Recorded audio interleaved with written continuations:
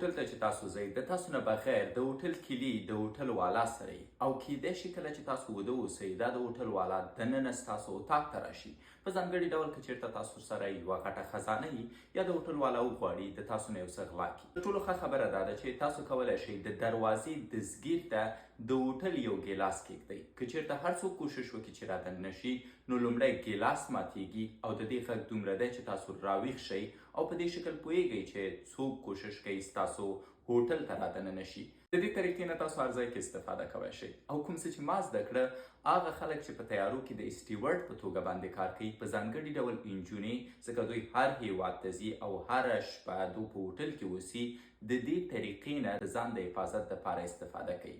پس پرته د شکه دا یوه ښه طریقه ده چې که چېرته تاسو غواړئ مطمئن اوسئ چې کله مو ویده کیږئ څوک ستاسو هوټل ته ستاسو د خوب په صورت کې نه رادننه کیږي او د تاسو نه کومه غلا نه کوي. په درد مخوري کله هم که کوم هوټل ته لاړئ حتما استفاده کوئ.